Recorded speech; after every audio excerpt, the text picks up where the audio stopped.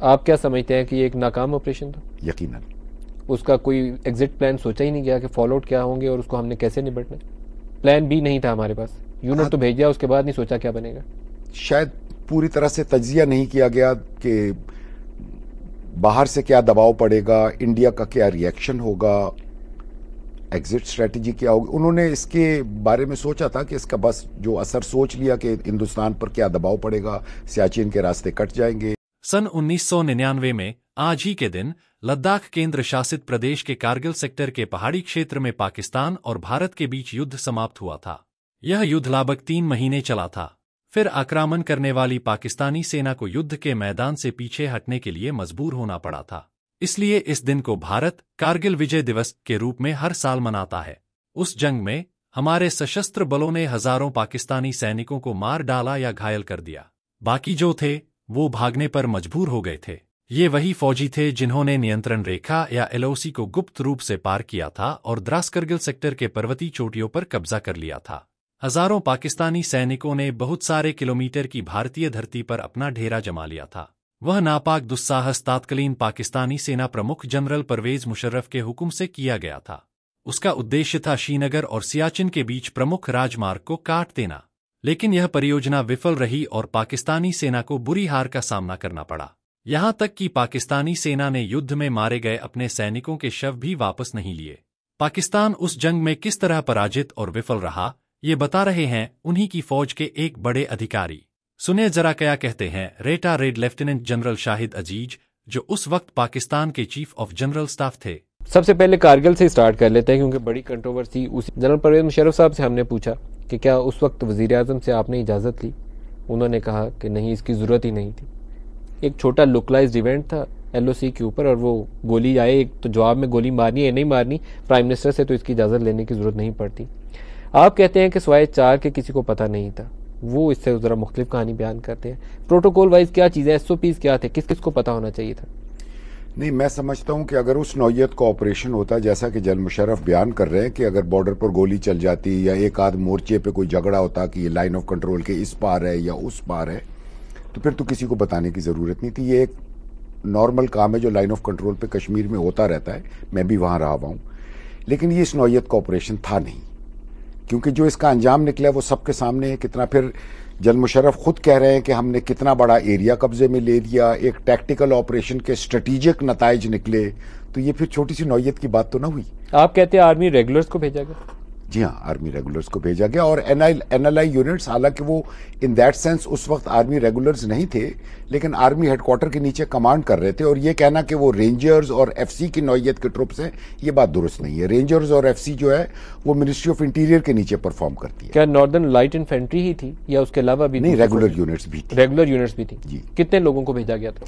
نہیں، اس سے میں واقف نہیں ہوں کہ کتنے لوگوں کو بھیجا گیا، لیکن 500-600 لوگ نہیں تھے یقیناً. آپ نے کہا ہزاروں جوانوں کا خون جو ہے وہ وہاں بہا دیا. نہیں، مجھ سے پوچھا گیا تھا کتنے تھے، میں نے کہا مجھے کیجولٹی نہیں پتا. شاید ہزاروں کا خون بہا سے مطلب ہے اس میں زخمی بھی شامل ہیں، لیکن جو ڈیڈ باڈیز تھیں، میں نے کہا میرا ایک اندازہ تھا کہ تقریباً شاید 1000 ہوں گی، لیکن مجھے بعد میں بتایا گیا کہ یہ تقریباً کچھ 600 سے اوپر لوگ تھے جو شہید ہوئے، جنرل پرویز مشرف سب نے کی باڈیز نہیں واپس لی گئی. جنرل پرویز مشرف نے کہا کہ 300 یا اس سے کچھ زائد کا نمبر ہے، آپ کہتے ہیں 600 ہے، ڈبل دیٹ نمبر ہے، اور سب کی باڈیز بھی. اور یہ بھی سنی سنائی بات ہے کیونکہ میں ان ڈپارٹمنٹ سے منسلک نہیں رہا جہاں پر ان کے اعداد و شمار لکھ کے جاتے. باڈیز کو نہیں واپس لی ہم نے؟ کچھ باڈیز نہیں لی، شاید اسی وجہ سے کہ کیجولٹیز نہیں بتانا چاہتے تھے کتنی ہوئی ہیں. اور اگر 500-600 آدمی تھے اور اس میں 300 مارے گئے تو آدھی فوج جو حصہ لے رہی تھی وہ تباہ ہو گئی. آپ کیا سمجھتے ہیں کہ یہ ایک ناکام آپریشن تھا؟ یقیناً. اس کا کوئی ایگزٹ پلان سوچا ہی نہیں گیا کہ فالو آؤٹ کیا ہوں گے اور اس کو ہم نے کیسے نبٹنا؟ پلان بھی نہیں تھا ہمارے پاس، یونٹ تو بھیجا، اس کے بعد نہیں سوچا کیا بنے گا. شاید پوری طرح سے تجزیہ نہیں کیا گیا کہ باہر سے کیا دباؤ پڑے گا، انڈیا کا کیا ری ایکشن ہوگا، ایگزٹ اسٹریٹجی کیا ہوگی. انہوں نے اس کے بارے میں سوچا تھا کہ اس کا بس جو اثر سوچ لیا کہ ہندوستان پر کیا دباؤ پڑے گا، سیاچن کے راستے کٹ جائیں گے، کشمیر. آپ اپنی کتاب میں کہتے ہیں کہ ان کے پاس اور آپشنز تھیں، ایئرپورٹ بھی، ایک لے والی سٹرپ بھی ان کے پاس موجود تھی. جی ہاں، ان کے راستے نہیں کٹتے تھے. جنرل صاحب کہتے ہیں کہ ہم نے انڈیا کو شارک سے پکڑ لیا تھا اور وہ سیاچن تک اور رسائی تھی ہی نہیں. نہیں ایسا ہے نہیں، کیونکہ جب یہ نیشنل ملٹری آپریشن سینٹر میں بریفنگ ہوئی تھی کہ سیاچن کے راستے کٹ گئے، جو بریفنگ جی ایس ہیڈ کوارٹر نے دی تھی، میں نے اس پہ آبجیکٹ کیا تھا کہ ایسی بات نہیں ہے. پھر مجھے کہا گیا آپ جی ایس ہیڈ کوارٹر کے ساتھ بیٹھ کے دوبارہ تجزیہ کریں. پھر میں نے اگلے ہفتے اپنا تجزیہ پیش کیا اور تمام وہ طریقے بتائے جس طریقے سے انڈیا ان کو سپلائی کر سکتا تھا. تو سب جو نے ریگولر یقین کیا. یونٹس تھی آرمی کی وہ 10 کور تھی. جی 10 کور 10 کور سے یونٹس تھی جو وہاں ڈپلائڈ ہوتی ہیں یونٹس. کب یہ فیصلہ ہوا کہ ہم اب اور یہاں رک نہیں سکتے، ہمیں واپس نکلنا؟ کچھ عرصے بعد، مجھے صحیح تاریخ یاد نہیں ہے، لیکن میرا خیال ہے شاید جون کے مہینے میں ہماری پوسٹیں گرنا شروع ہو گئی تھیں. اس کے بعد ہم نے یہ دیکھ لیا کہ اب ہمارے لیے، اس کے بعد مجھے ایک دفعہ کہا گیا تھا کہ تجزیہ کر کے بتائیں کہ ان پوسٹوں کا گرنا کیسے روکا جا سکتا ہے. تو جب میں نے تجزیہ کیا تو مجھے پتا چلا کہ جس علاقے میں لڑائی ہو رہی ہے اس علاقے میں کوئی ایسی کارروائی نہیں رہ گئی تھی جن سے ہم ان پوسٹوں کا گرنا روک سکتے. ایئر فورس ہم استعمال کر نہیں سکتے تھے. تو میں نے ایک مشورہ دیا کہ کشمیر میں کسی اور جگہ ایک چھوٹا سا محاذ کھول دیتے تاکہ یہاں سے ان کو ٹروپس نکال کے وہاں لے جانے پڑے، کیونکہ کشمیر سے بہت زیادہ توپ خانہ اور سپاہ وہاں پر گئے ہوئے تھے.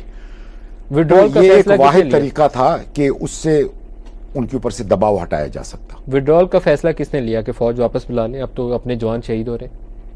دیکھیں جو تو پوسٹیں ہم سے گر گئیں، حالانکہ ہمارے جوان بہت ہی دلیری سے لڑے، لیکن وہ حالات کچھ اس قسم کے اور تیاری اس قسم کی نامکمل تھی کہ جس کے یہ اثرات نکلے.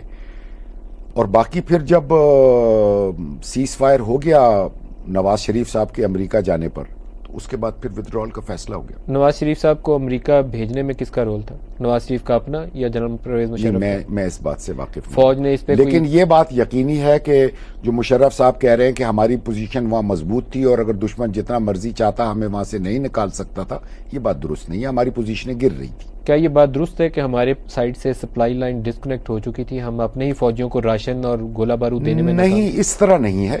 کوئی سپلائی لائن اس پہاڑ کے علاقے میں ایسی کوئی سپلائی لائن نہیں ہوتی. لوئر لیول پر جا کر، پیچھے لیول پر تو سپلائی لائن ہوتی ہے.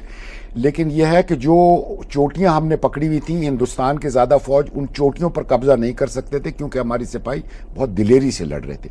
تو وہ ان چوٹیوں کے ارد گرد والے وادیوں اور نالوں کے اندر بھر گئے تھے، جن کی وجہ سے چھوٹے لیول پر رسد ان کو نہیں پہنچائی جا سکتی تھی.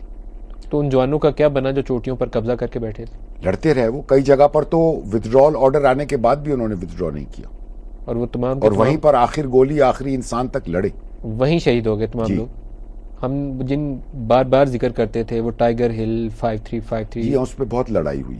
تو وہ ہمارے جوان کتنے تھے ان ہلز کے اوپر؟ نہیں، میں یہ ڈیٹیل سے واقف نہیں ہوں. کتنا ذمہ دار جانتے ہیں یہ شہادتوں کا جنرل پرویز مشرف کو؟ کتنا ذمہ دار ٹھہراتا ہوں؟ دیکھیں یہ آپریشن کسی بدنیتی سے نہیں کیا گیا. پلاننگ غلط تھی، تیاری نامکمل تھی، جو کہ کمانڈر ایف سی این کو چاہیے تھا، بیکاز وہ ڈائریکٹ گراؤنڈ پہ کمانڈر تھے، کہ بتاتے کہ میری کیا تیاری ہے کیا. لیکن کیونکہ جنرل مشرف کا یہ جائزہ تھا کہ دشمن کا اتنا بڑا جوابی کارروائی نہیں ہوگی، تو اگر یہ ازمپشن کیسے تھی کہ جوابی کارروائی نہیں ہوگی؟ کیسے ازیوم کر لیا گیا؟ میں ایک بات کہہ رہا ہوں، ہم ماریں گے اور دوسرا جواب نہیں دے گا. نہیں، ان کا خیال تھا اتنی بڑی جوابی کارروائی نہیں ہوگی. تو اگر چھوٹی سی جوابی کارروائی کو رکھا جاتا تو پھر تو وہ سفیشینٹلی تیار تھے. تو بیسس کا پرابلم وہیں سے ہوا کہ آپ نے دشمن کے ری ایکشن کی اسیسمنٹ غلط کی. اگر وہ اسیسمنٹ آپ کی صحیح ہوتی اور دشمن کا ری ایکشن، اب جنرل مشرف اپنی کتاب میں لکھتے ہیں کہ میری اسیسمنٹ غلط نہیں تھی، اس کا اوور ری ایکشن تھا. تو آپ نے اسیسمنٹ تو اس کے ری ایکشن انڈیا والوں نے جواب میں مارا زیادہ ہمیں، کہ آپ نے اسیسمنٹ تو اس کے ری ایکشن کی ہی کرنی تھی نا.